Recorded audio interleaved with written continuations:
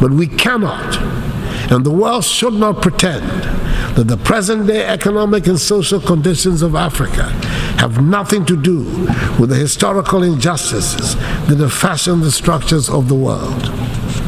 It is time to acknowledge openly that much of Europe and the United States have been built from the vast wealth harvested from the sweat, tears, blood, and horrors of the transatlantic slave trade and the centuries of colonial exploitation. Maybe we should also admit that it cannot be easy to build confident and prosperous societies from nations that for centuries have their natural resources looted and their peoples traded as commodities. For centuries, the world has been unwilling and unable to confront the realities of the consequences of the slave trade. But gradually, this is changing, and it is time to bring the subject of reparations firmly to the fore. Our world is not a happy place today.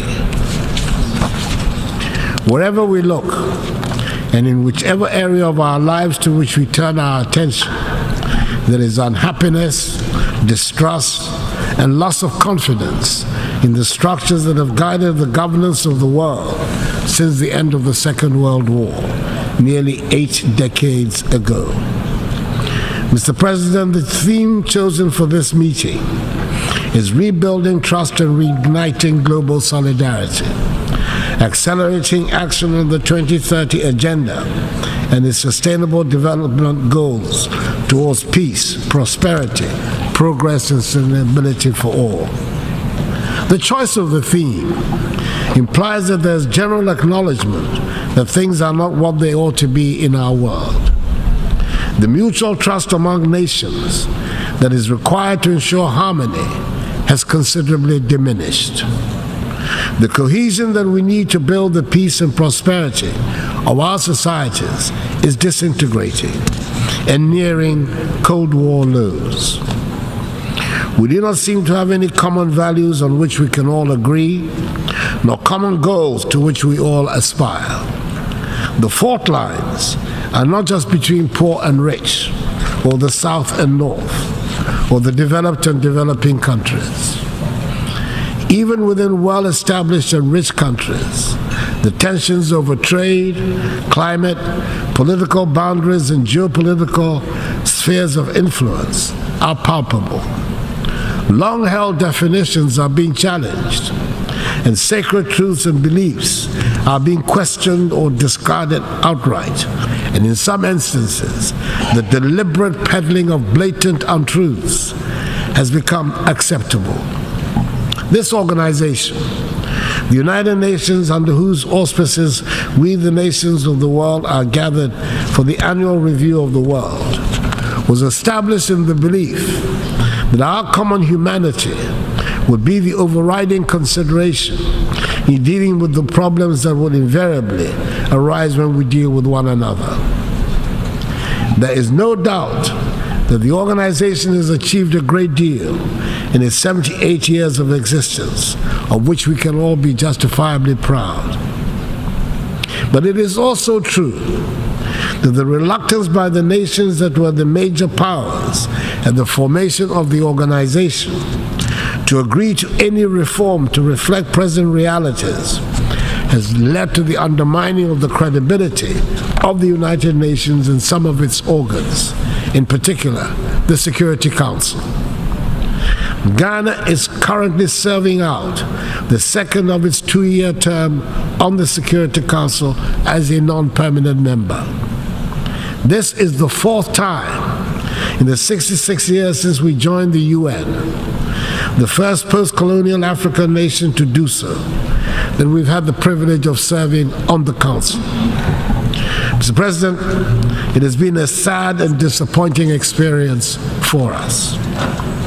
We've witnessed it firsthand, over and over again, that the big powers of the United Nations might be preaching democracy, fairness, and justice around the world, but are happy to practice the opposite here at the United Nations, prioritizing parochial interests over those of humanity.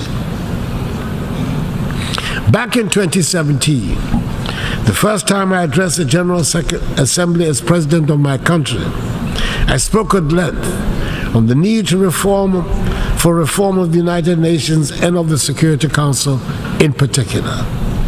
I said then that the urgent need to reform this organization had been talked about and scheduled for a long time, but somehow we have never found the courage and the will to execute it. I said then that Ghana supports UN reform, especially of the Security Council, as set out in Africa's common position on UN reform, based on the Eswatini Consensus. Mr. President, I said then that the time was long overdue to correct the long-standing injustice that the current structure and composition of the United Nations Security Council represent for the nations of Africa. After serving on the Council at this difficult time in the world, our views on the need for reform have been even more strongly reasserted. We cannot continue to preach democracy, equality, and good governance around the globe. We cannot insist on peace and justice in the world when our global organization is seen by the majority of its members and the people of the world as hampered by an unjust and unfair structure. Mr. President, the Assembly has quite properly chosen the rebuilding of trust as critical in restoring stability and prosperity to our world. We cannot rebuild that trust when the organization that should bind us is seen by many as helping to perpetuate an unfair world order, which is reinforced by an inequitable, dysfunctional global financial architecture. Mr. President, for the past year and a half, a full-scale war is being waged in the center of Europe. The United Nations appears unwilling or unable to influence the events taking place in Ukraine. Ghana has sat on the Security Council throughout this period and can testify that the global solidarity we seek to reignite under the umbrella of the UN will only happen if and when it suits those who wield the mighty power of veto. And at the moment, there's nothing to show that these countries have any interest or inclination to do so. Ghana still believes that this organization provides the best vehicle for the world to manage its hydra-headed problems, but it can only function effectively and meet our expectations when we reform the pillars upon which it rests. Anything short of that will continue to undermine its credibility. Mr. President, I do not refer to the events in Ukraine and seek to pretend to ignore the tragic events in my own neighborhood of West Africa and the Sahel. Instability in the Sahel and widespread terroristic activities have put West African countries under severe political pressure and economic strain. Several countries in the region have lost vast stretches of territory to the rampaging terrorists. Coup d'etats have re-emerged as what some mistakenly hope would be the solution to the threats that confront their nations. We in the West African region are trying as best as we can, under the very trying conditions we face, to deal with the situation. We are convinced that the conflicts that continue to plague our continent and our region, in particular, would be more satisfactorily resolved if the international community was to support, not undermine, the efforts of our regional and continental organizations.